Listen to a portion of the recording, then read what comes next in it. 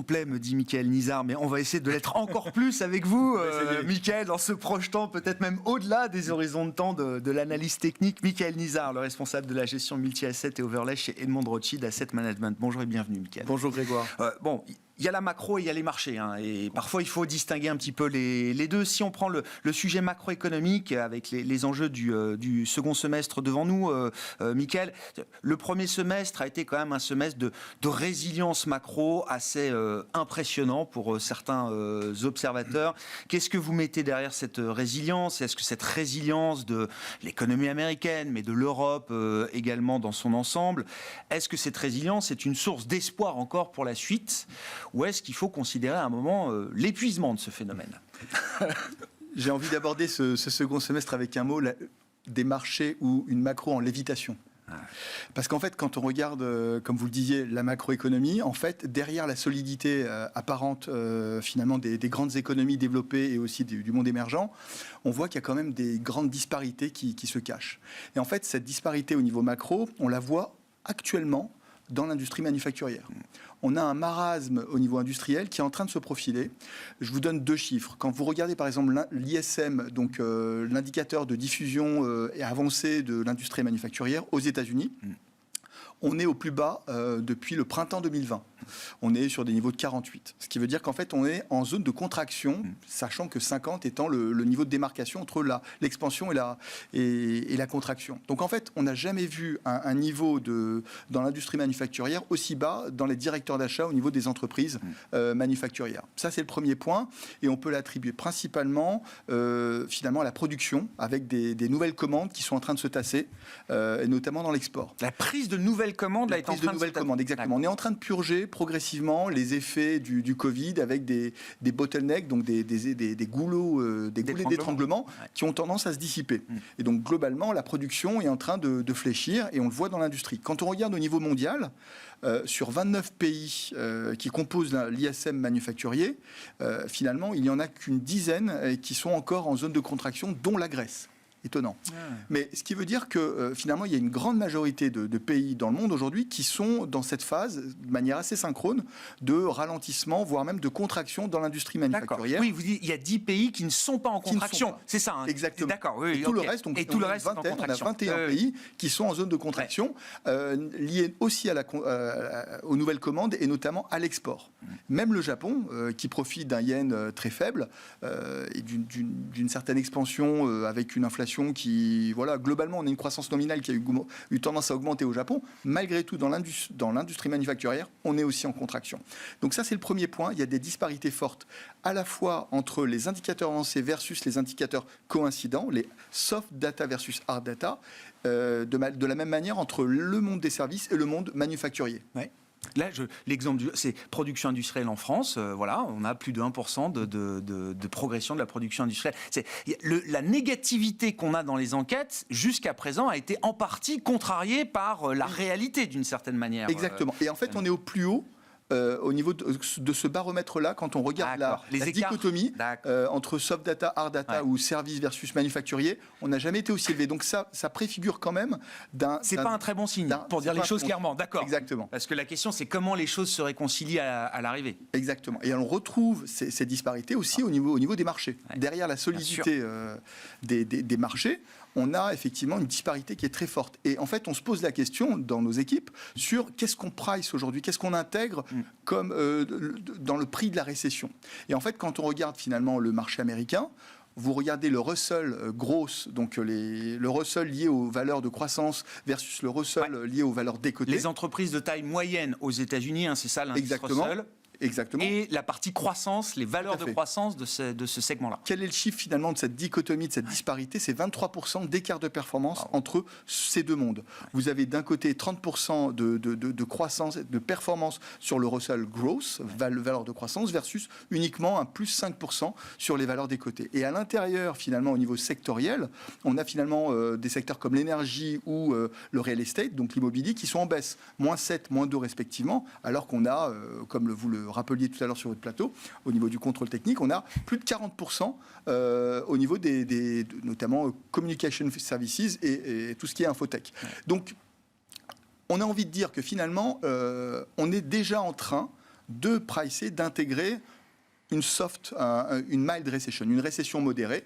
On est très loin, bien sûr, de pricer, d'intégrer finalement un crédit crunch, parce qu'on pourrait se poser des questions, notamment sur l'accès au crédit. L'octroi du crédit n'a jamais été aussi faible. Vous avez aujourd'hui des taux d'emprunt au niveau des crédits de cartes américaines qui sont de l'ordre de 20%. Ouais. À quand finalement cette fin de résilience au niveau de la consommation. On peut se poser des questions.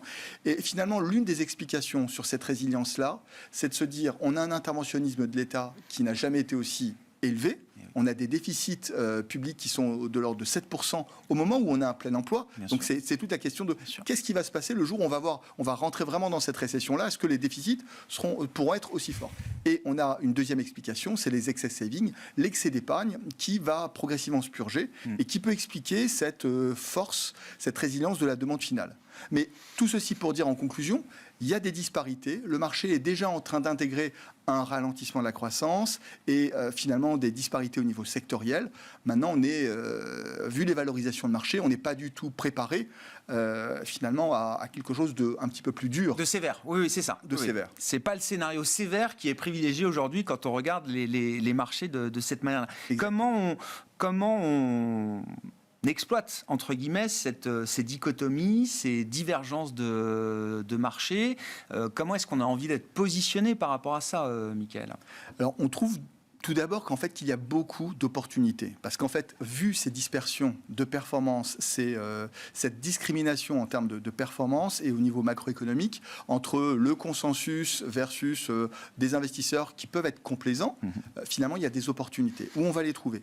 En fait, déjà, il faut bien observer, diagnostiquer ce qui se passe. Premièrement, on a, quand vous regardez le rendement, quand vous regardez les primes de risque, ça vous renseigne vraiment sur les attentes de performance qu'on peut attendre.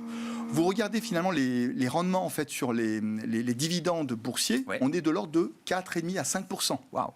On retrouve le même type de rendement sur la partie corporate. Les entreprises de bonne qualité aux États-Unis sont aussi sur ces niveaux-là.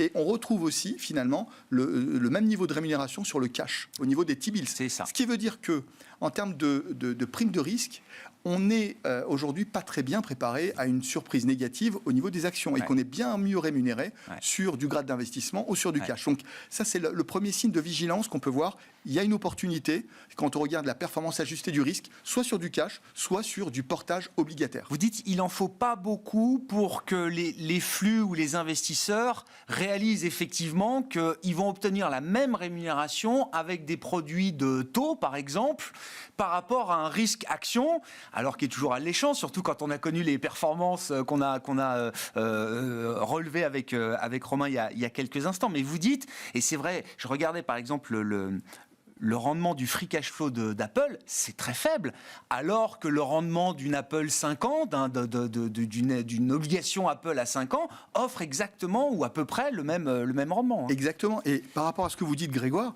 quand vous regardez finalement la composition de la performance sur le marché américain ou le marché européen, mais surtout sur le marché américain, généralement, il y a 3 drivers. Il y a le dividende, il y a l'expansion du PE, donc le price earning ratio, et la partie croissance bénéficiaire. Eh bien, en fait, c'est uniquement aujourd'hui composé par le multiple de valorisation. Il n'y a pas aujourd'hui de livraison de bénéfices qui peut expliquer ce type de performance. Donc, au moment où on a des primes de risque qui sont concurrencées par finalement le grade d'investissement, le portage obligataire ou le cash, ça devient de plus en plus difficile de rester vraiment très investi sur le marché des actions. C'est intéressant parce que ça veut dire que la saison de résultats qui arrive là va être. Alors on fait le coup tous les trimestres. Le premier, ça va être le juge de paix, l'arbitre, etc. Mais peut-être plus que jamais pour cette fois, d'une certaine manière. Si à l'issue de cette saison de publication, il n'y a pas de vrai relèvement des perspectives de résultats, peut-être que le marché regardera les actions par rapport au taux de manière différente. Exactement. La vraie question, c'est les marges. Jusqu'à présent, on a une demande finale qui a permis finalement d'avoir des top lines, donc des chiffres d'affaires relativement forts qui permettent de finalement lâcher un peu la pression sur le contrôle des coûts. Mais on a eu quand même une très bonne livraison de bénéfices au Q1, notamment aux États-Unis, avec des surprises qui sont finalement au-dessus des attentes. Par contre, au Q2, et notamment à partir du second semestre, va se poser la question de l'opposition des forces au niveau des marges entre, d'un côté, vous avez finalement des salaires qui sont quand même relativement élevés, des charges financières qui vont continuer à remonter avec des effets retardés. Ça, c'est le côté plutôt négatif. Et de l'autre côté positif des marges, vous avez finalement le cash dans les entreprises dont les bilans sont très sains qui vont être rémunérés. Et de l'autre côté, vous avez en plus le coût des bien sûr, prices. Un phénomène de déflation quand même, de désinflation très fort. Voilà, il y a le contrôle des coûts qui commence à... Voilà. Donc il nous semble qu'à un moment donné, les marges, on est autour de 15%, elles vont devoir baisser sur les 6 prochains mois avant de se redresser sur 2024, très certainement. Ce qui veut dire que, pour nous, en termes d'opportunités, stratégie d'investissement, pour répondre à votre question du début, c'est avant tout un semestre qui sera dirigé par des performances sur les marchés obligataires. On a eu des très bonnes performances au niveau de la détention du portage obligataire, donc l'excess return, c'est-à-dire la partie crédit. Il nous semble que la duration, donc les obligations souveraines vont retrouver finalement un certain attrait, parce qu'en fait on a des niveaux de rendement aujourd'hui qui sont très élevés. Et donc il va falloir privilégier les stratégies obligataires versus la stratégie purement action. Très clair. Comment est-ce que là aussi ça a été un des phénomènes du premier semestre, la déception sur la macro chinoise, qui s'est d'ailleurs traduite aussi par des déceptions boursières pour les actions chinoises, avec un retour assez violent par rapport... on a dû marquer un sommet en début d'année, je crois, peut-être sur les indices chinois. Comment est-ce que cette déception macro se prolonge ou non au cours du deuxième semestre? Et est-ce que là aussi, c'est quelque chose peut-être qu'on va retrouver à un moment dans le discours des entreprises exposées à la Chine? Alors, c'est vrai que les entreprises et même la croissance mondiale va rester quand même très dirigée par le questionnement sur la relance ou pas de l'économie chinoise. On a eu la réouverture, elle est plutôt relativement limitée. Ils ont quand même des relances jusqu'à présent qui sont très limitées sur la consommation domestique. Il nous semble qu'à l'avenir, on va avoir quand même une relance. Ils vont être obligés d'avoir une relance un peu plus forte, parce que justement, on voit en fait que ça patine quand même au niveau de la croissance. Et donc, il nous semble qu'au niveau du stimulus monétaire, fiscal et budgétaire, on va quand même avoir un vent un push, quelque chose, push qui va être un peu plus fort. Alors, est-ce que ça va aider les actions chinoises? Vu le niveau de valorisation, il nous semble qu'aujourd'hui, il faut quand même garder une certaine exposition à la Chine, même si jusqu'à présent, ça a été plutôt décevant. Mais il nous semble que cette relance chinoise, même si elle ne va pas ressembler aux années 2015 ou 2008, avec un boom très fort de la stimulation monétaire, mais malgré tout, ils sont quand même obligés de pouvoir relancer leur économie. Donc, il faut quand même garder notamment des expositions à la consommation domestique, ce qu'on a d'ailleurs dans nos fonds. Je comprends. Bon, mais... globalement, c'est quand même la performance obligataire que vous attendez sur le second semestre, plus que la performance action. Tout à fait. Notre call du début d'année et qu'on renouvelle en ce début de semestre, c'est qu'en fait, la désinflation se poursuit. Elle se précise. Quand on parlait tout à l'heure des disparités, l'activité manufacturière qui baisse. Et donc, progressivement, on va le voir dans les chiffres d'inflation. On l'a vu vendredi dernier au niveau du corps PCE. On va continuer à le voir. On le voit d'ailleurs en Europe avec la Suisse qui commence à... On est à moins au de niveau 2, de l'inflation, on revient dans les... 1,7, j'ai vu, je crois, c'est ça, ensuite. Voilà, en Suisse, tout à fait. Je vois que l'inflation globale. Et donc, globalement, un chiffre d'inflation sous les 2% aujourd'hui, c'est rare. Les gros titres dans le monde entier. Donc, donc, ce qui veut dire qu'au niveau des performances obligataires, ça devrait être un moment salué par les investisseurs avec un rendement sur la duration qui va être intéressant. On n'a pas parlé des banques centrales, c'est-à-dire que c'est plus le sujet. Enfin, en tout cas, la hausse des taux n'est plus le sujet là pour le deuxième semestre. En fait, c'est les dernières hausses, l'incrément qui devient disproportionnel en termes d'impact. C'est-à-dire que 5,50 ou 5,75 sur le taux terminal de la Fed, c'est pas du tout la même chose. C'est-à-dire qu'on est en train de pricer, on est en train d'intégrer le 5,75, pas totalement, mais presque. Ce qui veut dire qu'on est au bout de ce chemin-là. Mais sachant qu'il y a depuis longtemps, on pensait... Mais ça rouvre la perspective de prise de duration pour l'investisseur obligataire. Totalement, exactement. Et puis, toute la question du dollar, qui, de manière structurelle, peut devenir un petit peu plus malmenée, parce que, justement, on arrive à un plateau avec des déficits budgétaires qui sont relativement forts. Mais ça, c'est structurellement. Tactiquement, le dollar, pour l'instant, on est plutôt neutre. Merci beaucoup, Mickaël. Merci pour cet éclairage sur les enjeux du deuxième semestre, sur le plan de la macroéconomie et sur le plan des marchés, bien sûr. Mickaël Nizar, qui est avec nous en plateau, responsable de la gestion multi-asset et overlay d'Edmond Rothschild Asset Management. Voilà pour cette édition de Smart Bourse. On se retrouve à 17h, bien sûr, en direct sur Bismart.